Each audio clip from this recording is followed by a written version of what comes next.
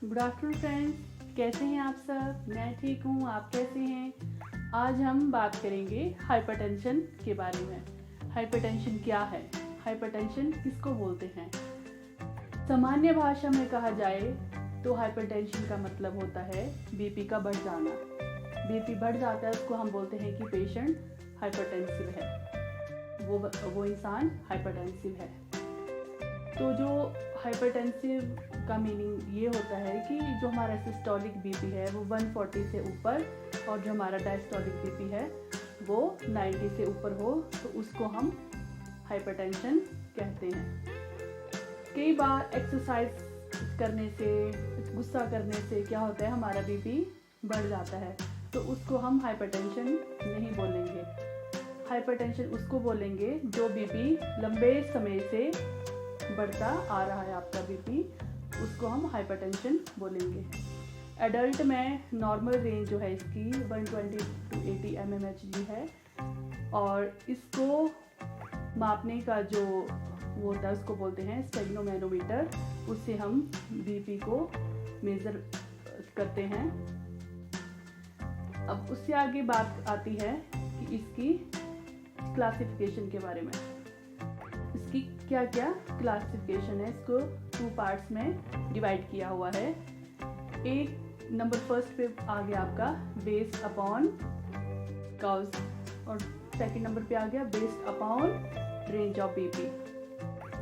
तो जो फर्स्ट वाला है उसमें हम क्या अब जानेंगे, बेस्ड अपॉन काउज, कि क्या क्या कारण थे जिससे हाइपरटेंशन हुई।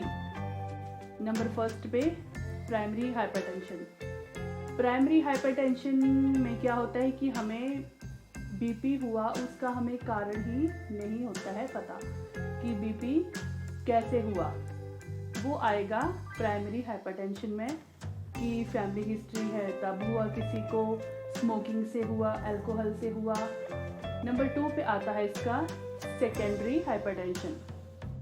सेकेंडरी हाइपरटेंशन में आता है आपका, जैसे आपको उसका कारण पता है कि आपको हाइपरटेंशन कैसे हुआ, जैसे कोई किडनी की डिजीज़ है, कोई वास्कुलर डिजीज़ है, कोई आपको प्रेगनेंसी में हाइपरटेंशन हुई थी तो वो ही आपकी कंटिन्यू चल रही है, या तो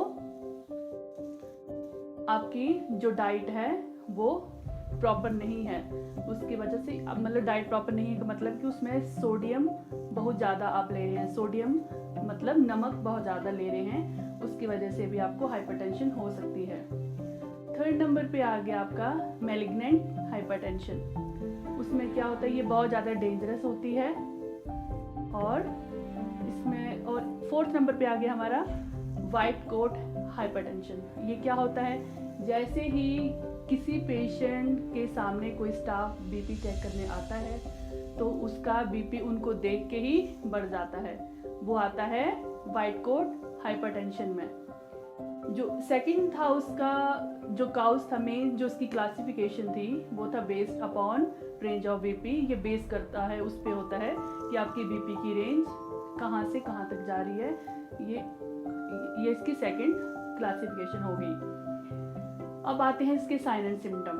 पेशेंट में क्या क्या सिम्टम आपको देखने को मिलते हैं जब किसी का बीपी बढ़ गया होता है। तो सबसे पहले हेडेक, उसको हेडेक शुरू होती है पेशेंट को, सिर में दर्द और डिजीनेस, सिर चकराना, फटीग, थकान महसूस करता है, वो थोड़ी थोड़ी देर बाद जल्दी काम करके थक जाता है। उसके बाद आती है पैल्पिटेशन। पैल्पिटेशन का मीनिंग होता है घबराहट हो रही है। घबराहट कई बार बोलते हैं ना कि हमें बहुत ज़्यादा घबराहट हो रही है, तो कई बार ये बीपी का भी सिम्टम हो सकता है। और चेस्ट पेन भी हो सकती है। डिज्निया, डिज्निया मतलब सांस लेने में दिक्कत, उनको सांस लेने में दिक्कत भी हो सकती है, और कई बार नाक से खून भी आ सकता है। तो ये थे इसके साइन एंड सिम्टम। अब हम बात करेंगे रिस्क फैक्टर क्या क्या है इसके। एज जो है वो सबसे बड़ा रिस्क फैक्टर होता है, क्योंकि जैसे जैसे एज आपकी बढ़ती जाती है बीपी होने की संभावना आपकी उतनी ही ज़्यादा बढ़ जाती है। नंबर 2 पे आ गया स्ट्रेस। जो बंदे ज़्यादा स्ट्रेस लेते हैं या टेंशन में रहते हैं उनका भी बीपी ज़्यादा बढ़ने की संभावना होती है। उसके बाद आती है बात एक्सेसिव अल्कोहल। बहुत ज़्यादा शराब पीते हैं, अल्कोहल बहुत ज़्यादा जो लेते हैं, उनमें भी बीपी होने की संभावना बढ़ जाती है। उसके बाद आता है हाई सोडियम डाइट। बहुत ज़्यादा नमक खाने में जो यूज़ कर रहे हैं या तो जो यूज़ करते हैं, उनके लिए क्या होता है कि बीपी हाइपरटेंसिव होने की संभावना बढ़ जाती है। और जो बहुत ज़्यादा टोबैको यूज़ करते हैं, उनको भी हाइपरटेंशन हो सकती है।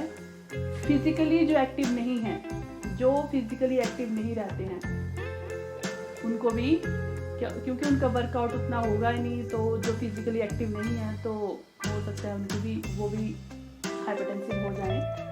उसके बाद आती है फैमिली हिस्ट्री। अगर किसी की फैमिली हिस्ट्री है तो उनको भी आगे हाइपरटेंशन हो सकती है। ओबेसिटी मेन काउज जो है इसका, मोटापा, तो इसलिए मोटापे को कम करें। उसके बाद हम बात करेंगे इसकी कॉम्प्लिकेशन क्या क्या हो सकती हैं अगर आप हाइपरटेंसिव हो। तो क्या क्या कॉम्प्लिकेशन हो सकती है। सबसे पहला है हार्ट फेलियर। आप हार्ट फेलियर में जा सकते हो। अगर आपने अपने बीपी को टाइम रहते कंट्रोल नहीं किया तो आप हार्ट फेलियर में जा सकते हो। The next point is coronary artery disease. Heart की आपको ये डिजीज हो सकती है बीपी अगर टाइम से कंट्रोल नहीं किया जाए। आई डिसऑर्डर हो सकता है, स्ट्रोक हो सकता है और किडनी प्रॉब्लम हो सकती है। अब आई इसकी मैनेजमेंट हम कैसे करेंगे। एक तो होती है नॉन फार्माकोलॉजिकल मैनेजमेंट और एक होती है pharmacological management. Non pharmacological management का मीनिंग है कि बिना दवाई के ही हम अपनी हाइपरटेंशन को ठीक करेंगे, कंट्रोल करेंगे। तो कैसे होता है उसमें क्या क्या आता है। सबसे पहले उसमें आता है डाइट मॉडिफिकेशन। डाइट में सोडियम कम लें, ऑयली चीज़ें कम खाएं। इससे भी आप अपनी हाइपरटेंशन को कंट्रोल में कर सकते हैं।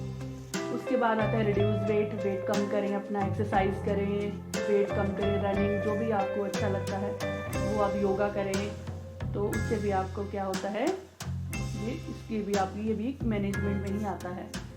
नेक्स्ट इज अपने कोलेस्ट्रॉल लेवल को मैनेज करके रखें।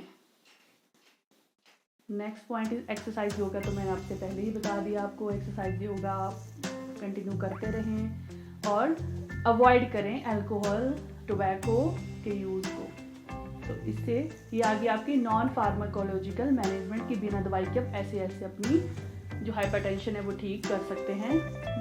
नेक्स्ट आ गई फार्माकोलॉजिकल मैनेजमेंट।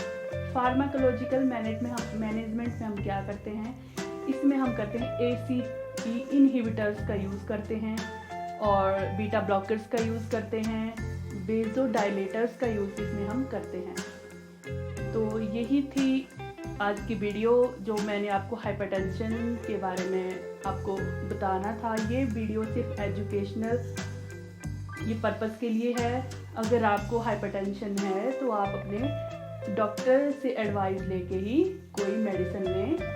तो इसी के साथ मैं आज की वीडियो का एंड करती हूँ। आपको मेरी वीडियो अच्छी लगे तो लाइक करें, मेरे चैनल को सब्सक्राइब करें। Thank you.